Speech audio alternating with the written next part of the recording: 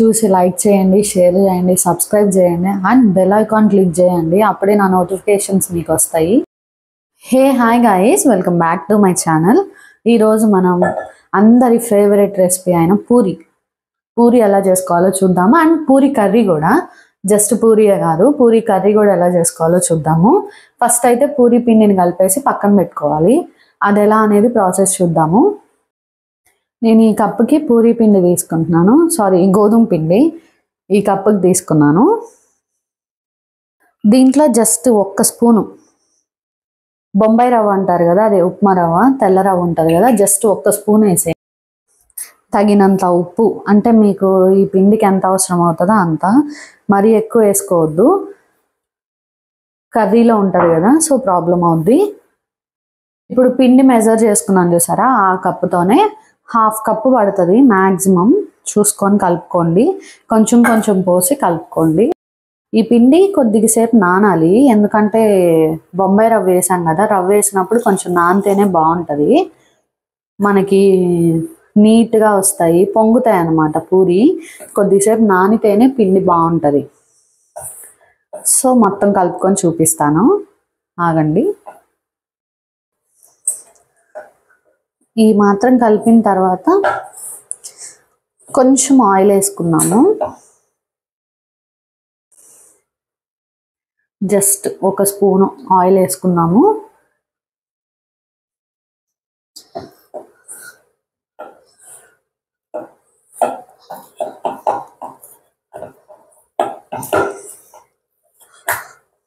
కొంతమంది దీన్ని ఏంటంటే గోధుమ పిండితో కలుపుకుంటారు, కొంతమంది అదే రుద్దుకోవటం ఉంటుంది కదా, ఆ రుద్దుకోవటం ఏంటంటే కొంతమంది గోధుమ పిండితో, కొంతమంది ఆయిల్తో. పూరి అయితే ఆయిల్తోనే ప్రెస్సింగ్ చేసుకుంటారు, అలానే బాగుంటుంది. కొద్దిసేపు మూత పెట్టి పక్కన పెట్టుకుందాం. ఈలో బంగాళదుంప బాయిల్ చేసుకొని కూరగాయలు కట్ చేసుకుందాము. ఉల్లిపాయ, పచ్చిమిర్చి, క్యారెట్ కట్ చేసుకొని ఇలా బంగాళదుంప ఉడకబెట్టుకొని తోలు తీసుకొని పక్కన పెట్టుకోవాలి. ఇలా కట్ చేసుకొని ఒకదాన్ని 4 పీసెస్ చేశాను, ఇలా తోలు తీసేసుకొని పక్కన పెట్టుకోవాలి. కొంచెం ఉప్పు వేసి బాయిల్ చేసుకోండి.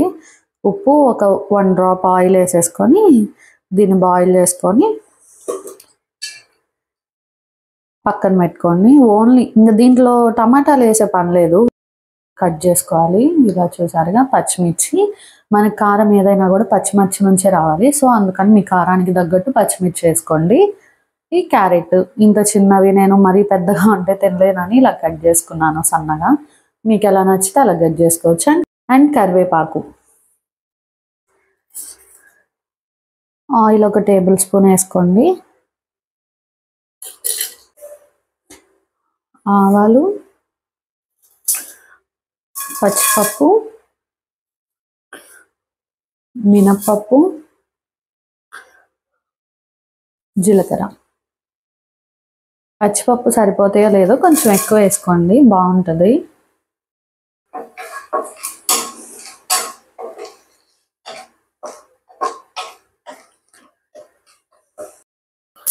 ఇలా చిట్పట్టమనేదాకా ఫ్రై చేసుకోవాలి.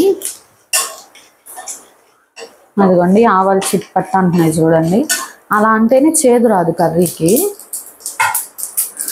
దెన్ వెంటనే కరివేపాకు, పచ్చిమిర్చి, ఉల్లిపాయ.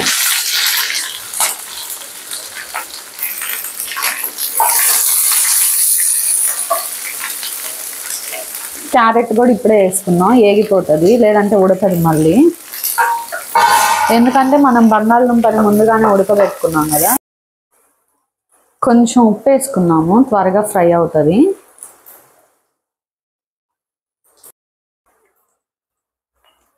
అండ్ పసుపు కూడా.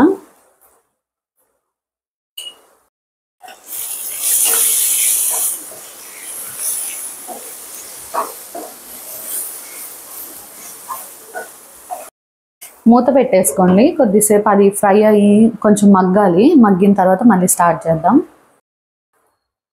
ఇప్పుడు తీద్దాము.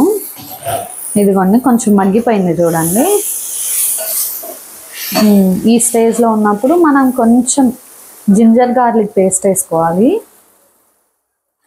జస్ట్ లైట్గా ఫ్లేవర్ కోసమే, ఎక్కువ వేయకూడదు. ఇదిగోండి జస్ట్ ఒక స్పూన్ మొత్తం కలిపేసుకొని పచ్చివాసన పోయేదాకా ఫ్రై చేస్తూ ఉన్నాము. ఎందుకంటే అల్లం వెల్లుల్లి పేస్ట్ వేసాక అడుగు అంటుతుంది. సో అందుకని కలుపుతానే ఫ్రై చేసుకున్నాం.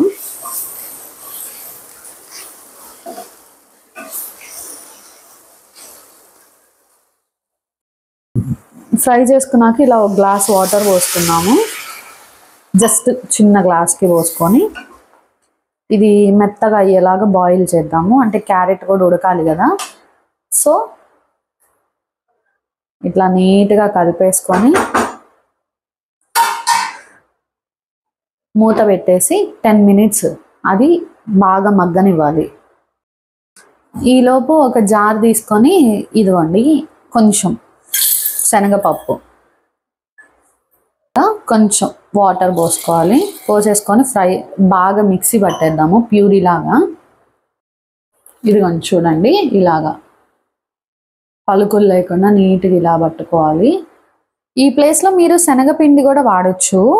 బట్ కాకపోతే ఏంటంటే దానికి దీనికి చాలా టేస్ట్ డిఫరెన్స్ ఉంటుంది. ఒకసారి ఇలా కూడా ట్రై చేసి చూడండి. ఇప్పుడు ఈ మూత తీసుకుందాం. అదిగోండి నీట్గా మగ్గుతుంది కదా. ఒకసారి కలిపేసుకొని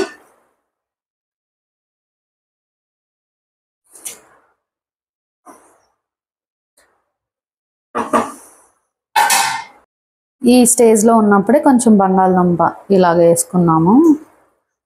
అంటే మీరు ముక్కలు కూడా వేసుకోవచ్చు. నాకు ముక్కల కంటే ఇలా ఉంటే బాగుంటుందని ఇలా వేసుకుంటాను. మీకు నచ్చితే పీసెస్ లాగా కట్ చేసుకొని వేసుకోవచ్చు. ఇలా బాగుంటుంది ఎందుకో గ్రేవీ. ఇప్పుడు కలిపేసుకున్నాము మొత్తం.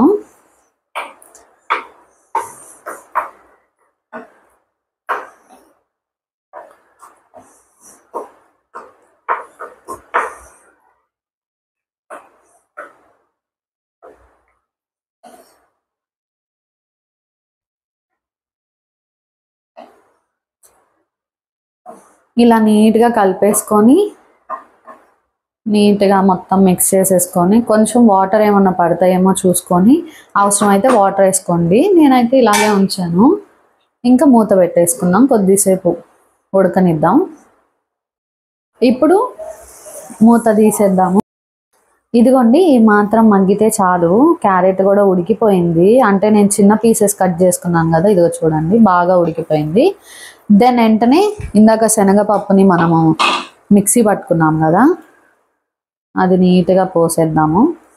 కొంచెం లాస్ట్లో ఉంటే వాటర్తో షేక్ చేసి వేసేసుకుందాము. వాటర్ పోసేసాను కూడా, క్లిప్ తీయడం మర్చిపోయాను, చూసేయండి. ఇదిగోండి ఇంక ఇట్లా మిక్స్ చేసుకొని ఎలాంటి లంప్స్ లేకుండా నీట్గా కలుపుకోండి. ఆల్మోస్ట్ అయిపోయినట్టే కర్రీ. మీకేమన్నా వాటరు ఉప్పు ఏదన్నా కావాలనుకుంటే ఇప్పుడే యాడ్ చేసుకోండి. ఈ మాత్రం టెక్స్చర్ ఉంటే పర్లేదు, ఈ మాత్రం ఉంటే పర్లేదు. బట్ వెంటనే తినేటట్టు అయితేనే అలాగా. లేదు కొద్దిగా సేపు ఆగి తినాలి అనుకుంటే ఈలోపు కర్రీ దగ్గర పడిపోతుంది కాబట్టి కొంచెం వాటర్ యాడ్ చేసుకున్నాము. నేను జస్ట్ ఈ చిన్న గ్లాస్కి హాఫే యాడ్ చేశాను. ఉప్పు సరిపోదు మ్యాక్సిమం, నాకు తెలిసి వాటర్ వేసాం కదా చప్పబడిపోయి ఉంటుంది. సో కొంచెం లైట్గా ఉప్పు.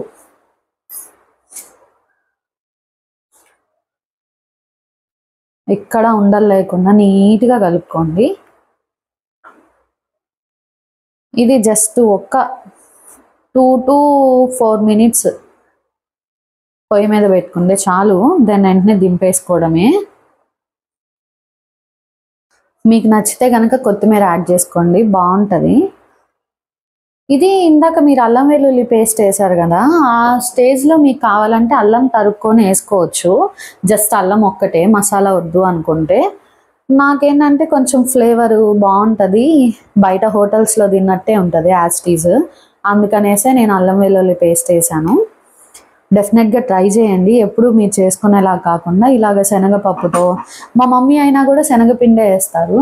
సో అందుకనే నేను ఎవరైనా తెలియని వాళ్ళు ఉంటే వేసుకుంటారని చెప్తున్నాను. ఇలా మూత పెట్టేసి 5 minutes ఉంచి దింపేయండి అంతే. మళ్ళీ దగ్గర పడిపోతుంది. ఇప్పుడు ఇంకా పూరీ చేసుకోవడం స్టార్ట్ చేద్దాం. ఇట్లా ఆయిల్ పొయ్యి మీద పెట్టేసుకొని మనం పూరి రుద్దడం స్టార్ట్ చేద్దాము. ఇదేమి రీయూజ్డ్ ఆయిల్ కాదండి, రైస్ బ్రాన్ ఆయిల్. నేను రైస్ బ్రాన్ ఆయిల్ వాడతాను, సో అంతే వేసాను. చాలా మంది రీయూజ్డ్ అనుకుంటారు రెడ్గా కనిపిస్తే, అందుకే మీకు క్లారిటీ ఇస్తున్నా. ఓ పక్క కర్రీ అయిపోయింది అక్కడ, సో ఇది ఇంకా స్టార్ట్ చేసుకుంటే ఈజీగా అయిపోతుంది.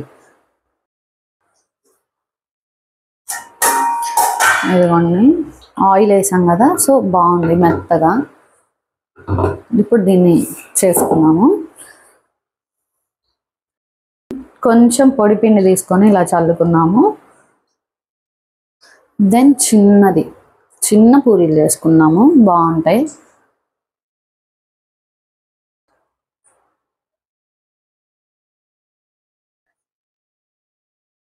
పిండిలో బాగా అద్దేసుకొని రుద్దుకున్నాము. నాకైతే చిన్న పూరీలే ఇష్టము, అందుకే నేను చిన్నవి రుద్దుకుంటాను. మీకు పెద్దవి నచ్చితే పెద్దవి రుద్దుకోండి. అంతే, పొంగుతాయి, ఈజీగానే పొంగుతాయి, చాలా సింపుల్గా. నాకు రౌండ్గా కావాలి కాబట్టి ఇట్లాగా ఏదన్నా బాక్స్ లిడ్ పెట్టేసుకొని ఇలా తీసేసుకోండి. ఆయిల్ మాత్రం బాగా కాగుండాలి. మీకు ఇది ఒక్కటి చూపిస్తాను చూడండి. పిండినంతా ఇలాగ తీసేసుకోండి చేతుల్లోంచి, మొత్తం ఇట్లా అంటే రాలిపోతుంది, లేదంటే నూనెంతా నల్లగా పిండి మాడిపోతుంది. సో ఇలాగా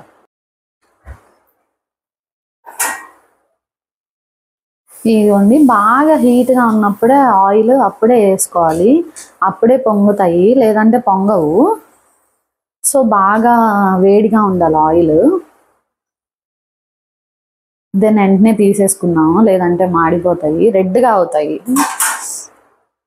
మళ్ళీ అదే ప్రాసెస్, ఇట్లా పిండి లేకుండా అనేసుకొని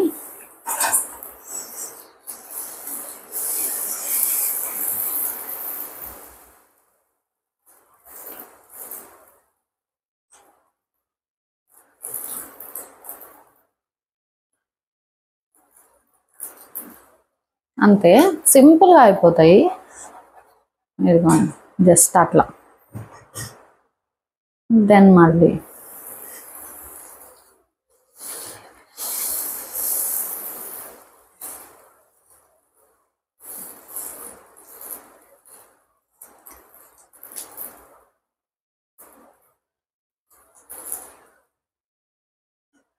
అయిపోయింది పూరి.